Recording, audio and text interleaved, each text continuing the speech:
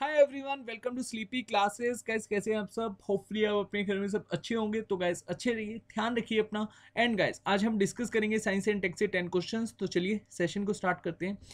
First question है, where was the first desalination plant in India to produce 1 lakh litre fresh water per day based on low temperature thermal desalination principle commission. ठीक है जी, आपको बताना है भारत का पहला desalination plant कहाँ पर लगाया गया है जो कि प्रोड्यूस करता है 1 lakh litre fresh water per day. ठीक है, और वो कौन से प्रिंसिपल पे वर्क करता है? Low temperature thermal desalination principle. ठीक है, तो ऑप्शन है हमारे पास कवरत्ती, बी है मैंगलोर, सी है पोर्ट ब्लेयर, डी है वालसाद।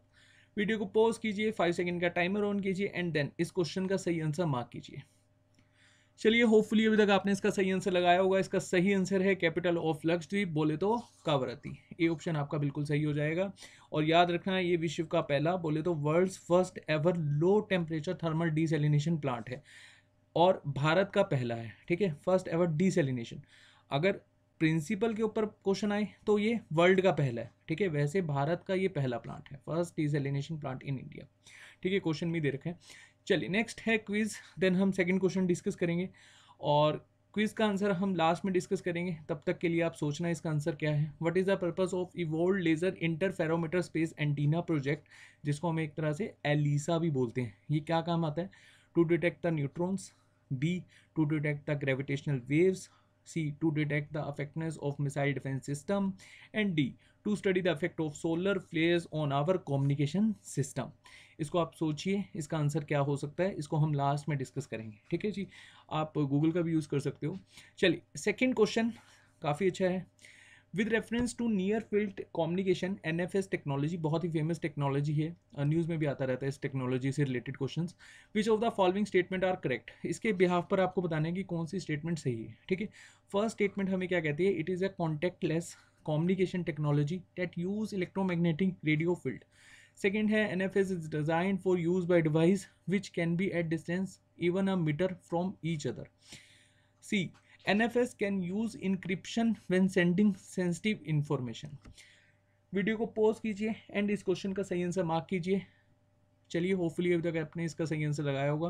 गाइस इसका सही आंसर है बी, बोले तो आपकी फर्स्ट एंड थर्ड स्टेटमेंट बिल्कुल सही हो जाएगी। ठीक है, अब इसको ध्यान से समझिए। NFS एक तरह का, आप ऐसे समझो, NFS is the set of protocol that enable electronic device to establish radio communication with two devices. ठीक है, और हालांकि वो जो एक डिवाइस के बीच में, या ऐसे समझो दो डिवाइस के बीच में जो कनेक्शन होता है वो बहुत ही कम डिस्टेंस का होता है, मैक्सिमम 10 सेंटीमीटर का होता है। ठीक है, और प्रॉपर इनक्रिप्टेड फॉर्मेट में होता है। ये यूज़ होता है क्रेडिट कार्ड में। अब आप समझ सकते हो कि इनक्रिप्टेड तो होगा ही, नहीं तो हमारी इन्फॉर्मेशन कोई ना कोई मिसयूज़ कर लेगा उसका। ठीक है, और अगर इन्फॉर्मेशन यहाँ से किसी ने ग्रैब कर ली तो क्रेडिट कार्ड का तो मिसयूज़ हो ही जाएगा। ठीक है, तो NFS की जो टेक्नोलॉजी है वो हम बेसिकली, अगर आपसे क्वेश्चन पूछा जाए कहाँ पर मेनली यूज़ करते हैं आज की डेट में, क्रेडिट कार्ड में। ठीक है, बाकी एक एक्स्ट्रा इन्फॉर्मेशन में एक बार देख लेते हैं। हमने ये डिस्कस करा था, NFS is a set of protocol that enable electronic device to establish radio communication with each other by touching the device together. ठीक है, और डिस्टेंस कितना होता है? 10 सेंटीमीटर। ये इसलिए थर्ड सेकंड स्टेटमेंट यहाँ पर गलत हो जाएगी। ठीक है, उसके बाद ये जो एल्गोरिथम है ये इनक्रिप्शन या इनक्रिप्टेड एल्गोरिथम है। ठीक है, जो कि हम क्रेडिट कार्ड में यूज़ करते हैं। चलिए नेक्स्ट क्वेश्चन है, इसको हमने डिस्कस किया था लेकिन कंप्लीट नहीं किया था। चलिए, which of the following are correctly matched, हमने आई थिंक मैसेंजर डिस्कस किया था और मैसेंजर ही किया था इसमें से। कैसिनी ह्यूगन्स, क्या ये जो स्पेस क्राफ्ट है इसका पर्पस यही है, orbiting the Venus and transmitting data to the earth. ठीक है जी, मैसेंजर इसका पर्पस क्या है? Mapping and investigating the Mercury. ठीक है जी, और Voyager 1 and 2 exploring the outer solar system. Video को पॉज कीजिए एंड इस क्वेश्चन का करेक्ट आंसर मार्क कीजिए। ये तो स्टेटमेंट बिल्कुल सही है और आपकी ये स्टेटमेंट भी सही है, व्यागर 1 and 2 exploring the outer solar system. ठीक है, लेकिन अगर हम बात करें कैसिनी ह्यूगन्स की, ये एक तरह का अनमेंड स्पेस क्राफ्ट है जो कि भेजा गया था सैटर्न। ठीक है, सैटर्न प्लेनेट में, और सैटर्न प्लेनेट की जानकारी को इकट्ठा करना एंड साथ साथ जो इसकी नेचुरल सैटेलाइट्स हैं उसके बारे में जानकारी को इकट्ठा करना, एंड साथ साथ ये ऑब्जर्व कर रहा था जुपिटर को भी। ठीक है, ये भी याद रखना, ऑब्जर्व जुपिटर एंड हेलिस्कोप। ठीक है, ये भी याद, हेलोस्फीयर सॉरी, हेलोस्फीयर। चलिए यहाँ पर एक्स्ट्रा इन्फॉर्मेशन है, एक बार आप देख लेना, यही हमने डिस्कस करी। ठीक है जी। 2004 में ईयर भी आप याद रख सकते हो, all are also observing Jupiter and heliosphere. ठीक है। चलिए नेक्स्ट क्वेश्चन है with reference to Agni fourth, जिसको हम अग्नि प्राइम भी कहते हैं, सॉरी अग्नि 2 प्राइम कहते हैं, अग्नि प्राइम नहीं, अग्नि सेकेंड प्राइम। ठीक है। अब इस मिसाइल को आपको बताना है कि मतलब इसकी मिसाइल के अकॉर्डिंगली कौन सी स्टेटमेंट आपकी सही हो जाएगी। फर्स्ट स्टेटमेंट क्या कहती है, ये एक तरह की क्या है, surface to surface hit missile. ठीक है। सेकंड है it is a fuelled by liquid propellant only. And third है it can deliver 1 ton nuclear warhead about 7500 kilometre away. ये स्टेटमेंट गलत हो जाएगी। चलिए मैं इसका आंसर बता ही देता हूँ। इसका आंसर आपका सिर्फ ए हो जाएगा। ओनली फर्स्ट स्टेटमेंट यहाँ पर आपकी सही होगी। मैक्सिमम 4000 किलोमीटर तक, ठीक है, ये यूज़ होती है। और यहाँ पर लिक्विड नहीं सॉलिड यूज़ होता है, सॉलिड प्रोपेलेंट ओनली। ठीक है, बाकी ये सही है, सरफेस टू सरफेस ये हिट करती है मिसाइल। ठीक है, इसको अग्नि सेकेंड प्राइम भी कहा जाता है। एक्स्ट्रा इन्फॉर्मेशन में बाकी आप देख सकते हैं। ठीक है, चलिए फिफ्थ क्वेश्चन, ये काफ़ी अच्छा क्वेश्चन है, इसको ध्यान से समझिएगा। To meet its rapidly growing energy demand, some opine that India should pursue research and development on thorium as a future fuel nuclear energy. In the context, what advantage does thorium hold over uranium? आपको पता है nuclear के prospectus में हम uranium का use करते हैं, लेकिन आज की डेट में हम देखें तो थोरियम काफ़ी ज़्यादा मतलब अपनी जो मतलब एप्लीकेशन है थोरियम की कंपैरेटिवली यूरेनियम वो बहुत ज़्यादा है। अगर हम इसका यूज़ करेंगे तो एक बार थोरियम अगर हम यूज़ करेंगे तो इसको हम एक तरह से 2 बार यूज़ कर सकते हैं। मतलब एक बार हमने अगर फ्यूल्ड किया देन हम इसको 2 बार यूज़ कर सकते हैं। बट चलिए मैं इसके बारे में आपको बताऊंगा एक्स्ट्रा इन्फॉर्मेशन। तो आपको बताना है कि थोरियम किस बिहाफ पर बेटर है यूरेनियम से। तो स्टेटमेंट एक बार देख लेते हैं। Thorium is far more abundant in nature than uranium. ठीक है।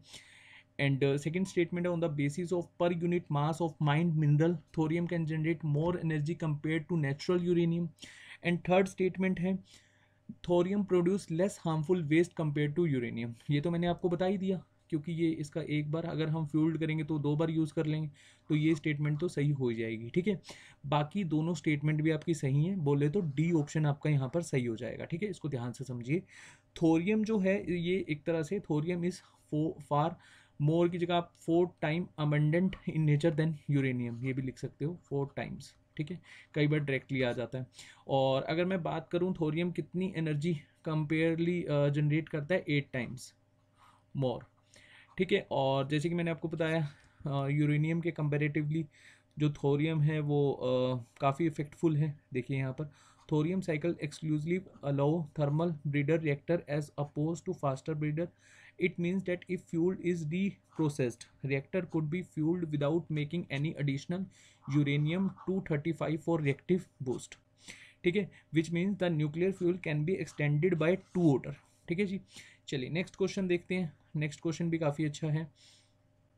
What is the Greased Lightning 10 recently in the news? GL10। A option है electric plane tested by NASA.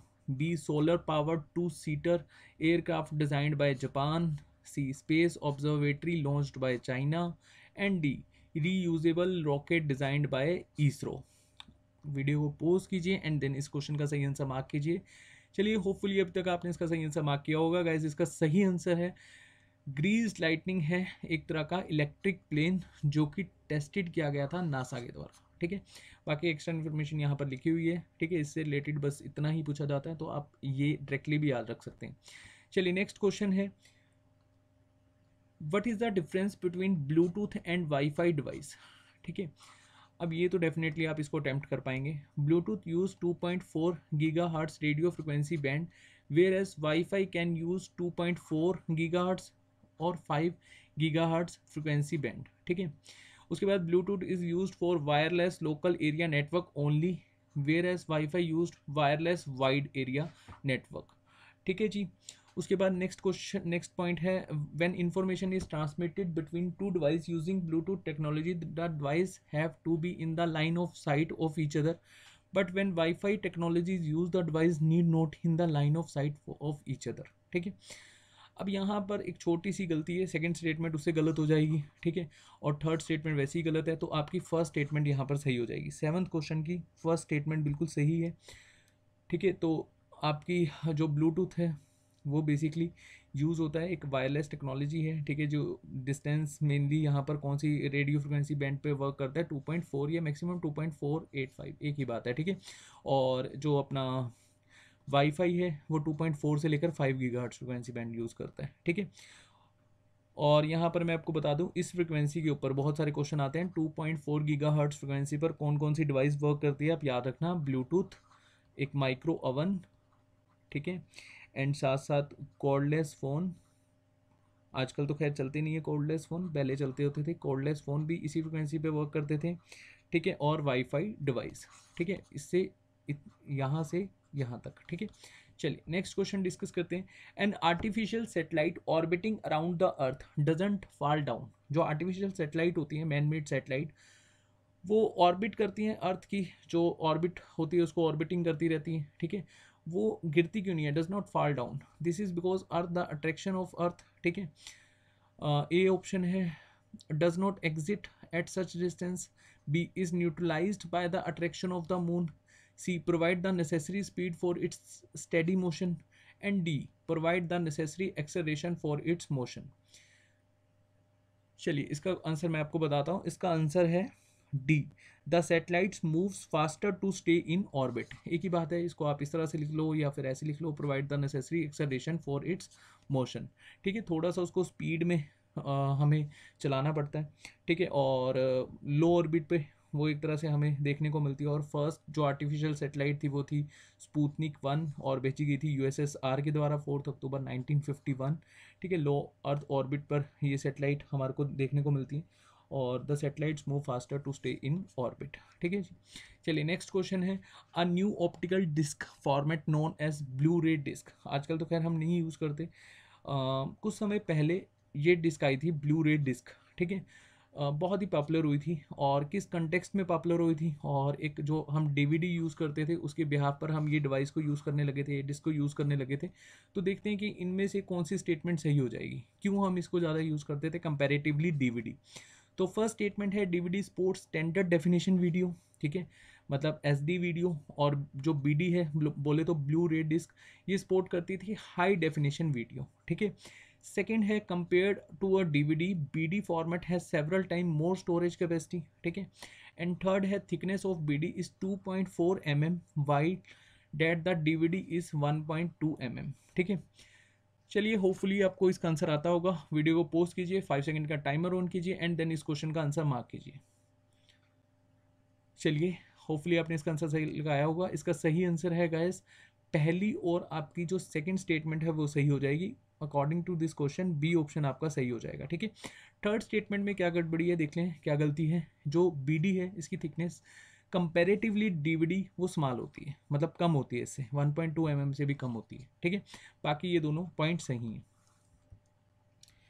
ठीक है जी। यहाँ पर लिखा हुआ thickness of Blu ray disc is actually smaller than DVD, ठीक है जी। चलिए नेक्स्ट एंड आज का लास्ट क्वेश्चन, फिर हम क्विज डिस्कस करेंगे। वाई मैक्स, इसको यहाँ पर इस तरह से, WiMAX is related to which one of the following, A biotechnology, B space technology, C missile technology, and D communication technology. Guys WiMAX जो है ये एक तरह की कम्युनिकेशन टेक्नोलॉजी है, ठीक है जी। और ये आजकल हम बहुत ज़्यादा यूज़ करते हैं, बहुत लो कॉस्ट टेक्नोलॉजी है, और इसको हम यूज़ करते हैं provide broadband internet access to suburban rural areas, ठीक है जी। और काफ़ी ज़्यादा फेमस टेक्नोलॉजी है ये। चलिए आज की जो हमारा क्विज़ है उसको एक बार डिस्कस कर लेते हैं। लेज़र इंटरफेरोमीटर स्पेस एंटीना, ये जो बेसिकली ये प्रोजेक्ट है, ये किस पर्पज़ के लिए हम यूज़ करते हैं, टू डिटेक्ट ग्रेविटेशनल वेव्स, ठीक है जी।